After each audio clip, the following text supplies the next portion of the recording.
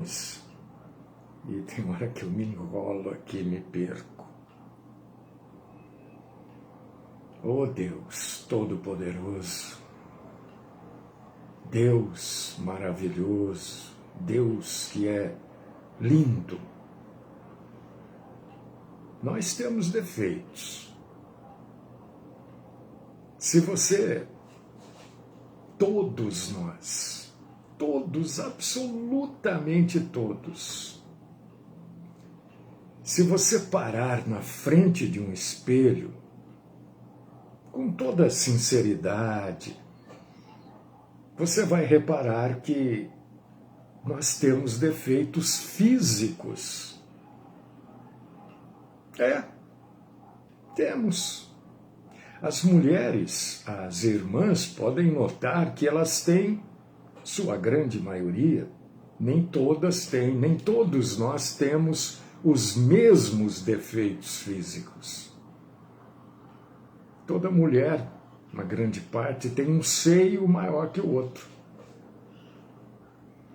Nós temos um olho que é mais aberto que o outro. E vai por aí afora. Porque nós temos defeitos. Ninguém sobre a face da terra é completamente perfeito. Às vezes as pessoas falam, olha, aquela pessoa é deficiente, né? É simples, a gente ouve muito isso. Porque a pessoa tem uma prótese, uma órtese, sei lá, qualquer coisa assim. Mas todos nós temos uma ou mais deficiência. Eu uso óculos. Eu sou deficiente visual. Eu já não ouço mais como antigamente. E vai por aí afora. Isso, quando a gente começa a olhar e ver esse tipo de coisa, a gente vê como nós não somos nada. Nós não somos nada. Este corpo físico é só para que a gente tenha vida aqui na Terra. Se não formos arrebatados, mais dia, menos dia, perderemos esse corpo físico. E eu quero, nesta manhã de terça-feira, exaltar e glorificar o nosso Senhor e Deus pela beleza dele de nos fazer entender, compreender esse tipo de coisa, nos ajudar a ver, para não nos sentirmos mais superior do que ninguém. Somos exatamente iguais uns aos outros. Estejamos de terno ou de bermuda rasgada. De um tênis que custa R$16.000 ou com um chinelo de dedo. Somos exatamente iguais. E eu te louvo nesta manhã, Senhor, porque a gente pode entender e ver que o Senhor nos fez perfeitos, mas o pecado vai nos corrompendo. Glórias a ti, Senhor. Deus eterno, Deus bondoso, Deus maravilhoso e tremendo, que sempre nos coloca no nosso devido lugar. Glórias a ti, Senhor, no nome do Cristo Jesus. Amém.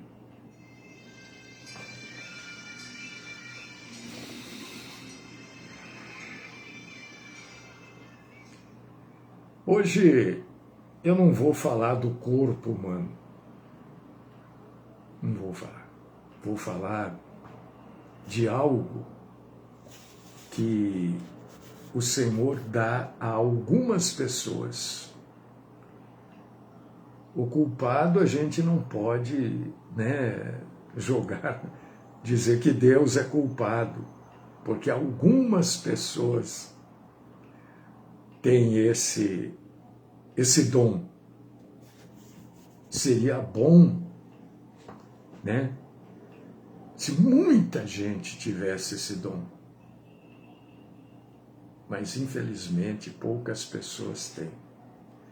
É o discernimento de espíritos. Um dos dons que ainda estão em vigor porque a igreja está aqui. Ele deixará de existir assim que a igreja for retirada da terra. Discernir espíritos. Você vê que está no plural. Discernir espíritos.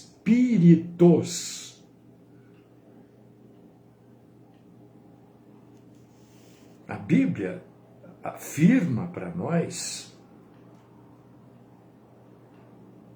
que o mundo espiritual é onde vivem os seres incorpóreos. O que são seres incorpóreos? São seres sem corpo físico. Incorpóreos. Esses seres do mundo espiritual, que não têm corpo, são espíritos, né? Eles têm personalidade e caráter próprios. Isso é tão curioso que antes de falar, eu fui dar uma olhada, fui verificar. Você sabe, eu posso ter errado por um pouco também, né, gente?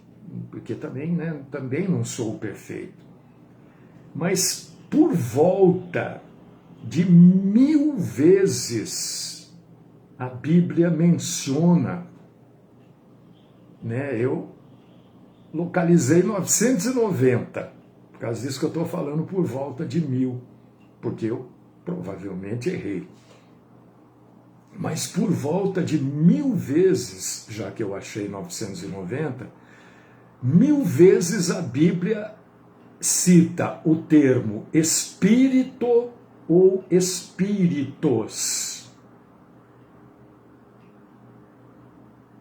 Por que tantas vezes, né, por volta de 1000 vezes a Bíblia ela fala em espírito ou em espíritos?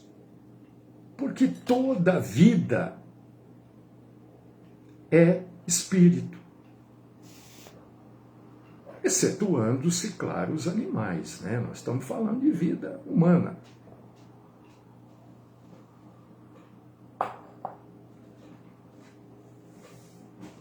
Então, quando a gente fala aqui que às vezes valorizam muito os animais, é porque Jesus morreu na cruz não foi por cachorrinho de estimação nenhum. Nem foi pelo papagaio que fugiu. Jesus morreu na cruz por mim e por você. Então a gente precisa saber a diferença. Não é maltratar. Não é disso que eu estou falando. Estou falando de que ser humano é semelhante a Deus, animal não. É isso. Então, a Bíblia fala muito de espírito, porque o ser humano é espírito. A Bíblia ensina, e eu poderia ficar citando aqui um monte de passagens, sabe? Isso aqui tinha 4, eu fui cortando, conseguia chegar a 1,5, e estou cortando agora aqui. A Bíblia ensina o quê? Que Deus é espírito. E que Deus o domínio de Deus é o mundo espiritual. Porque o mundo carnal é piquititico, é nada perto do mundo espiritual.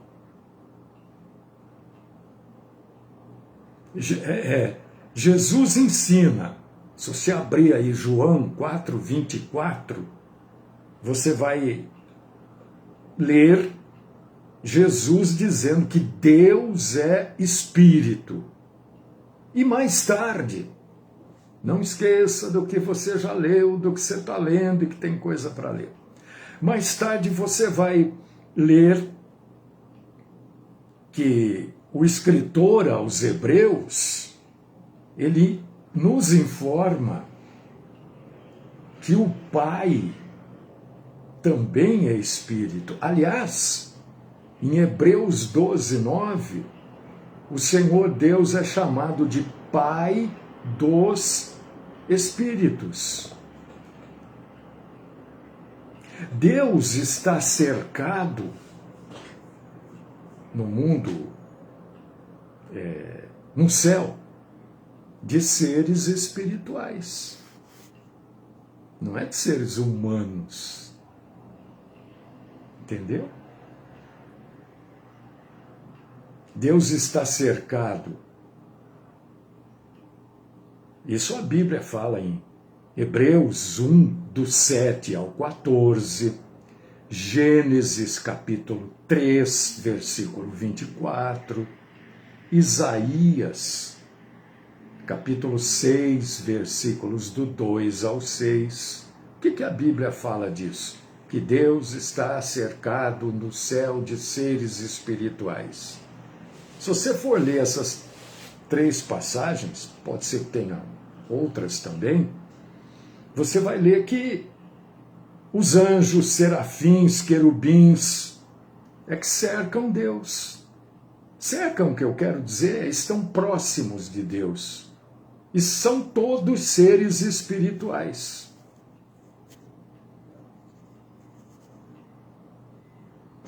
Qual que é o número de seres espirituais? Não sei. Eu tentei, penso que eu não tentei, mas eu não consegui nada. É um número incalculável para nós humanos. É isso que a Bíblia diz. Daniel, capítulo 7, versículo 10. Mateus, capítulo 26, versículo 53. Quando você lê lá, isso é importante, porque as pessoas, perdão, viu? As pessoas pensam diferente, né? Você lê lá, Deus é chamado o Senhor dos Exércitos.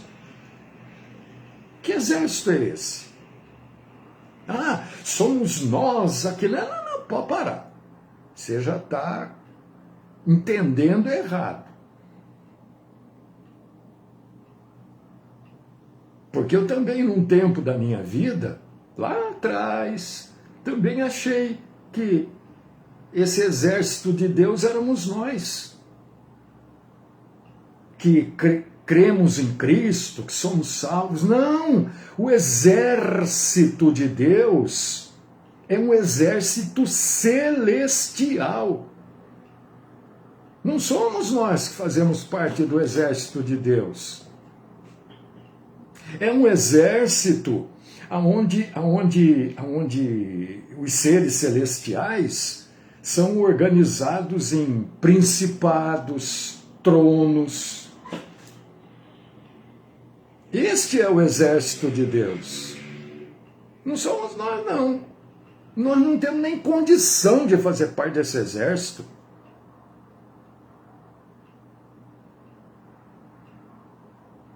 Nós não temos poder nenhum para fazer parte deste exército. É um exército celeste. Né? E isso começa a ficar claro quando a gente lê a Bíblia. 1 Pedro 3, 22. Colossenses 1, 16 e Efésios 3:10. O que você lê lá que nos dá esse entendimento? Gabriel, o anjo mensageiro. Miguel, o anjo guerreiro. E outra. Tudo isso para você entender esse negócio de discernimento de espírito. Eu sei que você já ouviu um monte de coisa sobre isso. Por causa disso que eu estou tentando, enfiar a mão assim dentro da Bíblia e trazer coisas na sua mente. Aonde Satanás atua? Aonde é o campo de ação de Satanás? É o campo espiritual, que reflete no campo físico. E a Bíblia diz para nós, a Bíblia nos ensina, que o homem tem um espírito. A Bíblia ensina que o homem é corpo, alma e espírito. Tudo além disso, não é que a gente acrescenta, a gente tenta entender isso, então a gente usa termos para entender. O que é o corpo? O corpo é isso aqui, esse vestido aqui. O que o corpo faz? O corpo veste a alma, veste o espírito. E o que é a alma? A alma é onde ficam as emoções do homem. Isso é para a gente entender isso. Porque é difícil entender, não é fácil, não. Então, o homem é o quê? A alma e o espírito vestido de um corpo. Eu estou com essa camiseta aqui, ó. O meu corpo está vestido com esta camiseta. O Mário não. Deus está me olhando. Ele está me vendo com uma camiseta? É claro que não. Deus está vendo o meu espírito. Entendeu? Eu não sei, é difícil isso. Não é fácil.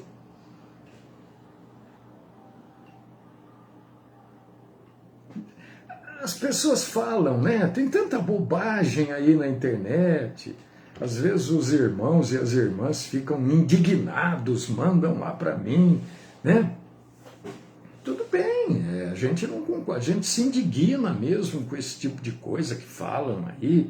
Agora, o que a gente não pode esquecer é que você acreditando, você não acreditando na Bíblia, em Deus, em Jesus, você continua, crendo ou não, sofrendo influências do mundo espiritual.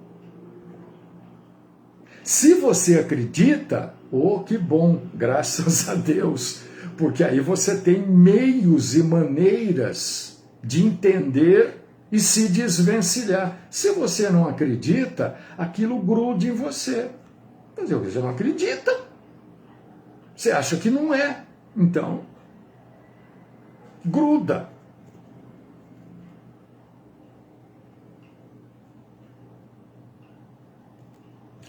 E o que a gente precisa entender também nesta manhã de terça-feira, que bom, o tempo está uma maravilha hoje. O tempo é que o corpo, a alma e o espírito humano, um briga com o outro. Um briga com o outro. Existe uma guerra entre espírito e corpo, alma e espírito, alma e corpo, corpo e alma. Uma guerra constante. Então nós estamos em constante guerra, tanto com o espírito, quanto com o Espírito de Deus, que é o Espírito Santo, e estamos em constante guerra contra os espíritos de Satanás. Olha só.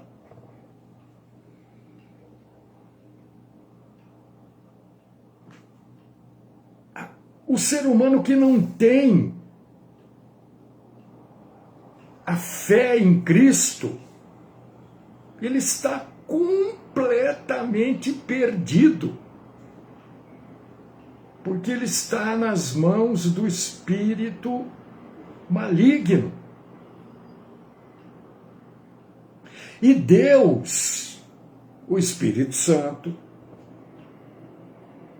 está em guerra contra o mal do espírito do homem. O Espírito Santo está sempre guerreando contra as coisas malignas que se aproximam e agarram e grudam no espírito humano.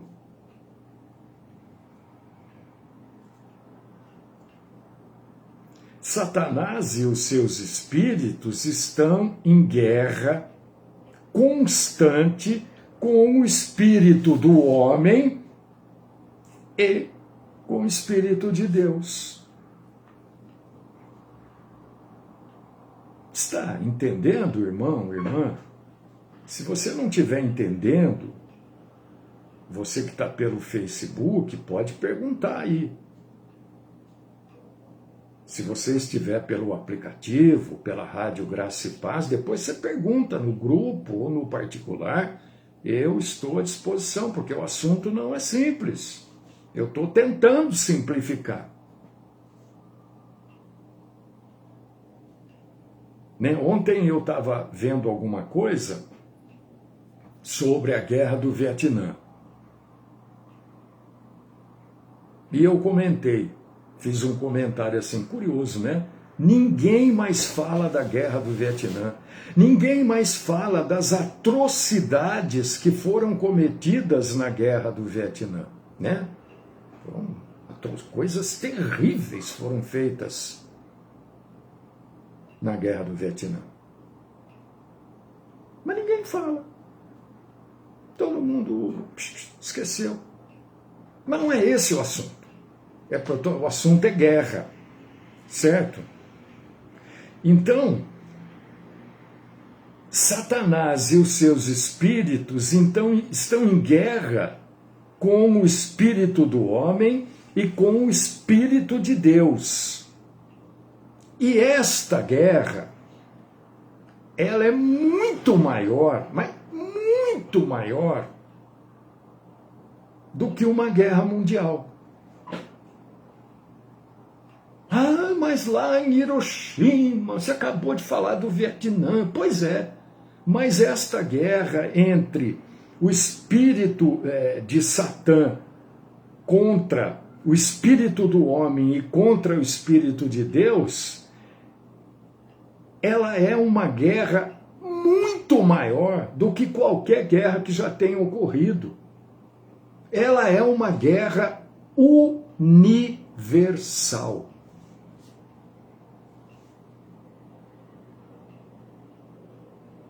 Porque ela é uma guerra aonde o campo de batalha é entre o bem e o mal. É uma guerra da justiça contra a injustiça. Isso está lá em Efésios, capítulo 6, versículos 11 e 12. Ah, mas eu leio porque já li lá, não é isso que você está falando, não, mas é o que está escrito.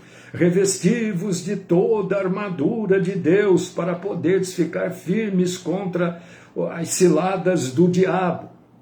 Porque a vossa luta não é contra a carne ou sangue, e sim contra os principados e potestades, contra os dominadores deste mundo tenebroso, contra as forças espirituais do mal nas regiões celestes.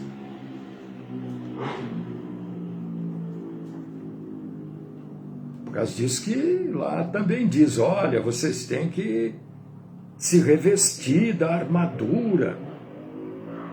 São os equipamentos espirituais. 2 Coríntios, capítulo 10, versículos do 3 ao 5. Aonde acontece essa guerra? Essa guerra aí, que é uma guerra universal. Aonde que ela acontece? Perguntar para você.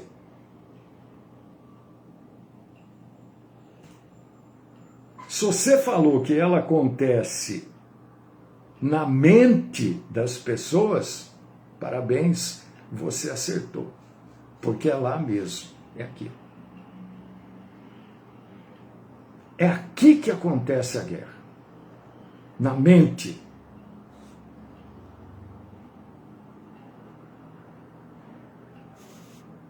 Então, quando a gente entende isso, a gente começa a entender por que que o nosso Senhor fala assim. Por que que a Bíblia, por exemplo, não proíbe ninguém de beber.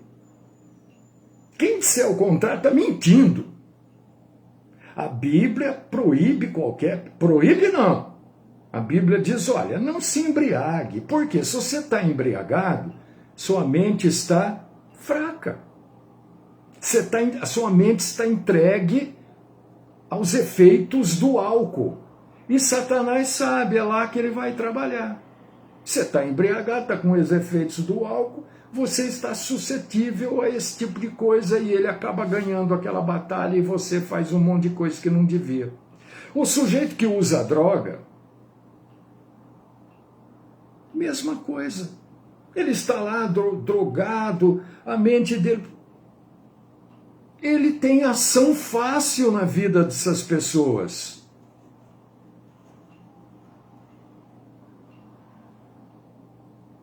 Você está entendendo? O corpo, presta atenção, o corpo não pensa. Nenhum corpo pensa. As árvores pensam. A árvore é um corpo. É o corpo daquele vegetal lá. Uma pedra pensa? Claro que não. É óbvio que não, né? Mas os espíritos pensam. E nós somos espírito. Isso está escrito na Bíblia, gente. 1 Coríntios, capítulo 2, versículos 11 e 12.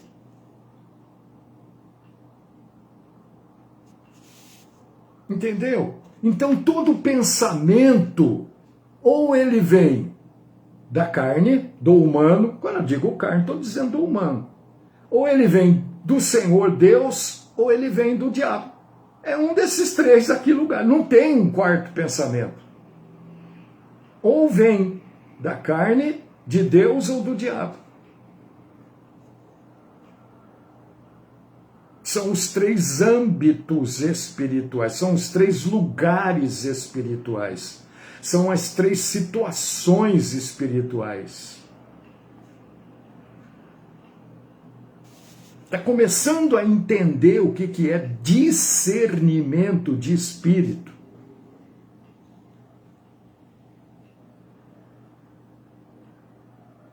Então, se todo pensamento vem ou do humano, é da carne, ou de Deus, ou de Satanás, a gente precisa saber distinguir isso.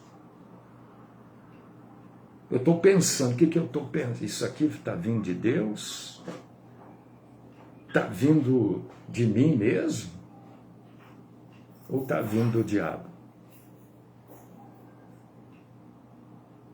Isso é discernir espírito. É isso que é discernir espíritos. Então o dom agora, tudo isso eu tinha que mostrar para vocês. Não podia enfiar a goela abaixo. Tem que falar, mostrar. O dom de discernimento de espírito é uma habilidade, é uma capacidade dada por Deus de você identificar o espírito.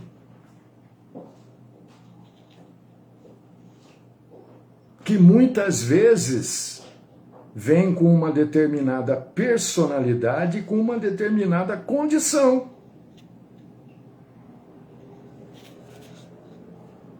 Por quê?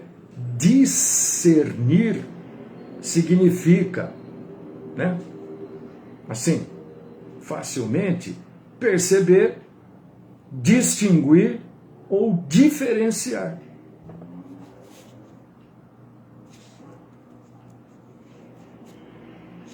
Eu estou vendo. Vamos discernir.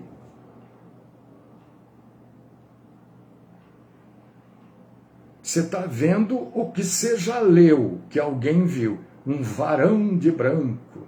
Você já leu que alguém... Mas quem falou que tudo que está de branco tem que vir de Deus? Não tem isso. Eu estou vendo aqui um homem com uma capa preta, mas quem falou que todo mundo de... Bom, não sei, ultimamente capa preta. Pode estar indicando realmente, mas deixando o humor de lado, né? Nem sempre a gente pode distinguir as coisas de Deus pela cor, gente. Nós temos que distinguir, diferenciar essa linha divisória entre a coisa humana e a coisa divina.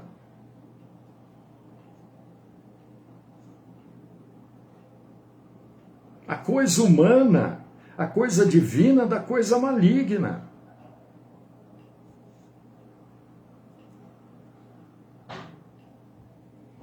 Então, ter esse dom, ter esta capacidade, toda igreja, toda denominação, e a prova que não tem é isso que a gente vê por aí, é isso que os irmãos, as irmãs mandam aqui para mim. Olha, pastor, que absurdo, olha, não sei o que lá. Né? A pessoa pode falar, olha, eu estava não sei o que, o Espírito de Deus mandou, eu vim aqui. Ela pode falar o que ela quiser. Você, agora eu vou apontar para você. Você tem que ter a capacidade, no mínimo, bíblica. Eu não tenho esse dom. Tudo bem, mas você tem que ter a capacidade bíblica para entender. Espera um pouquinho, isso aí é humano? Isso que a pessoa está falando aí. Né? Porque hoje eu vi, por exemplo, uma pessoa falando assim, uma mulher que se auto-intitula bispa. Só para você entender, eu vou trazer esse exemplo. Olha só aonde vai a bobagem humana. Ela falando assim, eu estava andando pela rua. Bom, primeiro que ela nunca anda pela rua. Ela nunca anda. Porque ela tem medo. Então ela anda de carro blindado. Então ela não estava andando pela rua. Mas ela disse, eu estava andando pela rua e tinha um poste que tinha lá, traga o seu amor de volta e não sei quanto. Aí o Espírito de Deus mandou eu vir aqui e falar para vocês, que isso é coisa do diabo, que vocês têm que ungir, ela falando, ungir a casa de vocês, ungir e falar, todo o mal que entrou aqui por uma porta vai sair por 7 portas. Opa, opa, opa, opa. Quem falou que entrou mal na sua casa? Ela está falando, mas ela está falando para você? Ela te conhece? Ela sabe os seus problemas?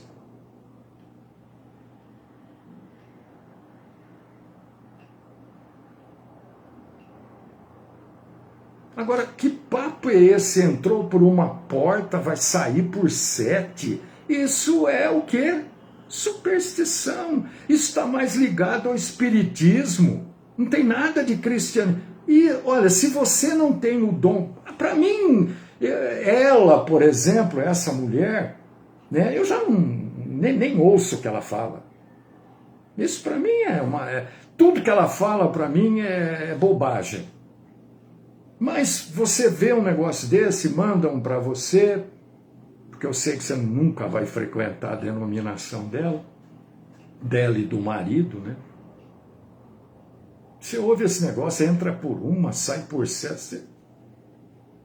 O discernimento bíblico já diz para você, opa, isso aí é bobagem, isso aí não é coisa...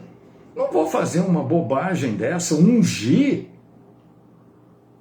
Onde está na Bíblia? Onde está no Novo Testamento que eu tenho que ungir coisas? Está no Velho Testamento, era tudo que era ungido era para uso exclusivo de Deus. Os reis eram ungidos reis, os profetas eram ungidos profetas, mas objeto ungido não era para espantar demônio. Objeto ungido era para ser de uso exclusivo na adoração a Deus. Então você, se tem o discernimento bíblico, você já coloca isso de lado. Ungir, que bobagem, não quer nem saber disso. Pronto. Agora, se você tem o discernimento da parte de Deus, você nem vai seguir uma pessoa dessa, porque só fala coisas que não são ligadas à Bíblia Sagrada, coisas que são ligadas à cabeça dela, à crença dela, que não é bíblica. Isso é discernir, é você saber aquilo que provém de Deus e aquilo que provém do homem ou provém do maligno. Não é você, o sujeito dizer que o Espírito mandou me falar, eu estou vendo um homem de preto aqui que está atrás de você. Isso é espiritismo. Isso não é cristianismo. E a maioria das denominações fazem isso, acontece nos cultos. Aquela irmã lá tem discernimento. Aí você vai ouvir ela falar essas coisas que ela fala. Entrou por uma, sai por 7. Entendeu?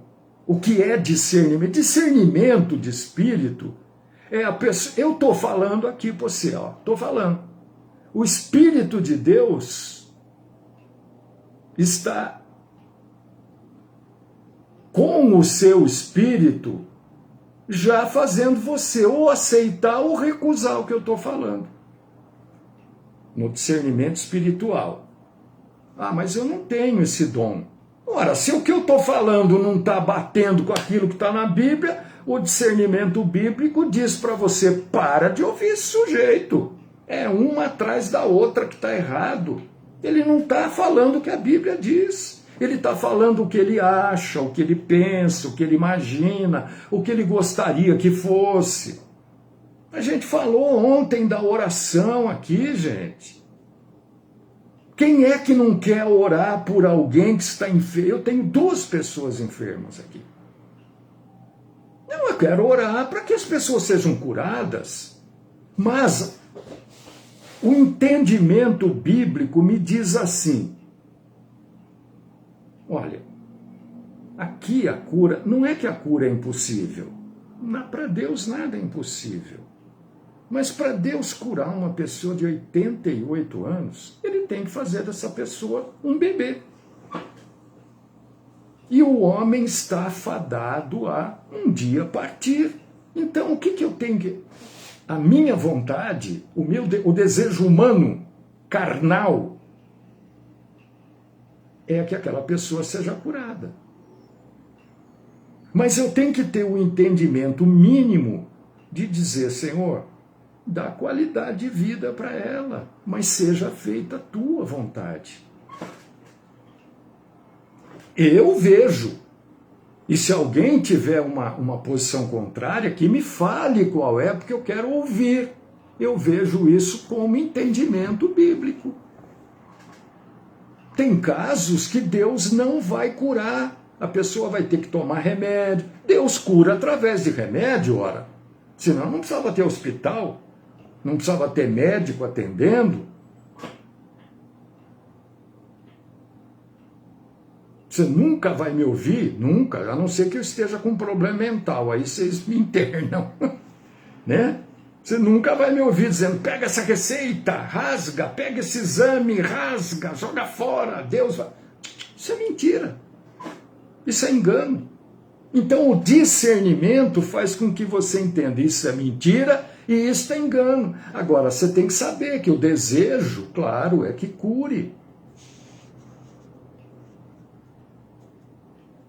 Se toda a igreja tivesse um só com discernimento, toda a denominação tivesse uma só pessoa com discernimento bíblico, nós não teríamos tantas heresias como tem por aí hoje, porque a pessoa se levantaria e diria, opa, isso aqui não é assim não é isso que a Bíblia está dizendo.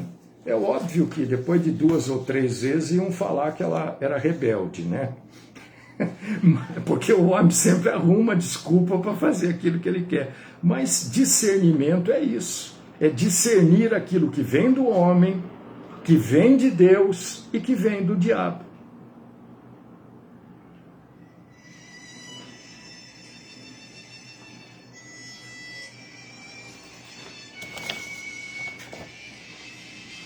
Deus querido, Pai Todo-Poderoso, eu quero louvar, glorificar o Senhor por tudo que nós pudemos juntos aqui, como igreja do Senhor, aprender.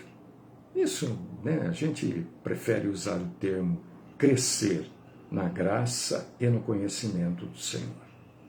Senhor, eu creio que esse assunto é muito importante para a tua igreja. Então, eu peço, continua falando com os meus irmãos e irmãs e comigo também, a respeito deste assunto, Senhor. Esta é a oração que eu coloco aos teus santos pés, no nome do Cristo Jesus.